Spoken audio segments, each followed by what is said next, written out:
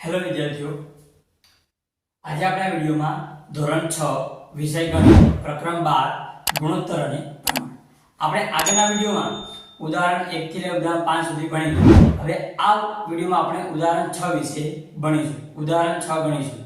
જો તમે આગળના વિડિયો જોયા હોય તો એને તમે જોઈ આવો પહેલા। ઉદાહરણ 6 મેરીના ઘરથી શાળાનું અંતર અને જોનના ઘરથી શાળા વચ્ચેના અંતરનો ગુણોત્તર 2:1 છે।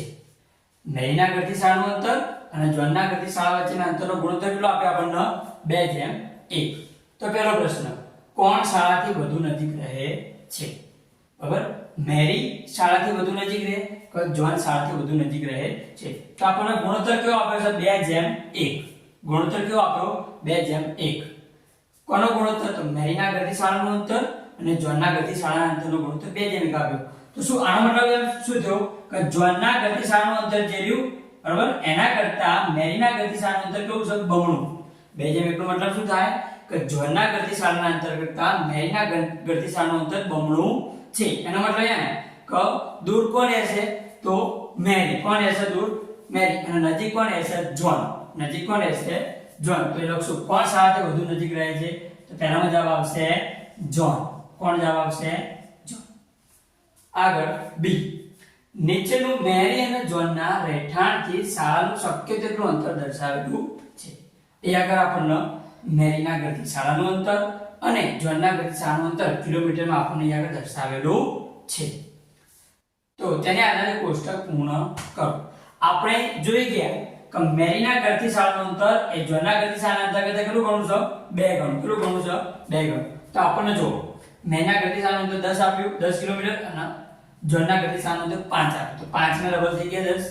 એવી રીતે અહીંયા આગળ જોનના ઘરથી શાળાનું અંતર કિલોમીટરમાં 4 આપ્યું, તો મેરીના ઘરથી શાળાનું અંતર કેટલું થશે? 4 નું ડબલ। 4 નું ડબલ કેટલું થશે? 8। કેટલું થશે? 8। આગળ મેરીના ઘરથી શાળાનું અંતર આપણને 4 કિલોમીટર આપ્યું, તો જોનના ઘરથી શાળાનું અંતર કેટલું થાય? તો આ 2 ગણું છે, તો એના અડધા કરશું આપણે, એટલે એ કેટલા થશે? 2 કિલોમીટર। આગળ આપણને અહીં આગળ જોનના ઘરથી શાળાનું અંતર 3 કિલોમીટર આપેલું છે, તો આપણે શું શોધવાનું? મેરીના ઘરથી શાળાનું અંતર શોધવાનું। તો એ કેટલા ગણું છે? 2 ગણું। તો આપણે 3 ના 2 વડે ગુણશું તો 3 2 6। એવી જ રીતે આગળ જોનના ઘરથી શાળાનું અંતર 1 કિલોમીટર આપ્યું, તો મેરીના ઘરથી શાળાનું અંતર કેટલું થાય? 1 નું ડબલ 2। કેટલું થશે? 2। ઓકે। આગળ સી, જો મેરીના ઘર અને કલામના ઘરના શાળાથી અંતરનો ગુણોત્તર 1:2 હોય તો શાળાથી કોણ વધુ નજીક રહે છે? અહીંયા આગળ ગુણોત્તર કેવો આપ્યો? 1:2।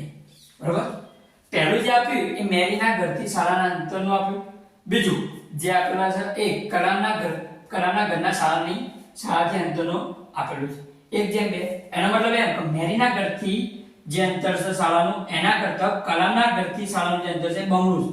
કેવું છે? બમણું। એટલે કલામના ઘરથી શાળાનું અંતર કેવું છે? વધારે। કેવું છે? વધારે, એટલે દૂર છે। તો નજીક કોણ થયું? તો મેરીના ઘરથી શાળાનું અંતર 1:2 નો મતલબ એમ થાય। તો સૌથી વધુ નજીક કોણ છે શાળાથી 2 માંથી? તો મેરીનું ઘર નજીક છે। જો તમને આ વિડિયો ગમ્યો હોય તો વિડિયોને લાઈક, શેર અને સબસ્ક્રાઇબ કરી દો। તમારા કોઈ મિત્ર હોય જે પણ છઠ્ઠા ધોરણનું અથવા તમારા ફેમિલીમાંથી કોઈ હોય તો એને પણ આ વિડિયો શેર કરી દેજો।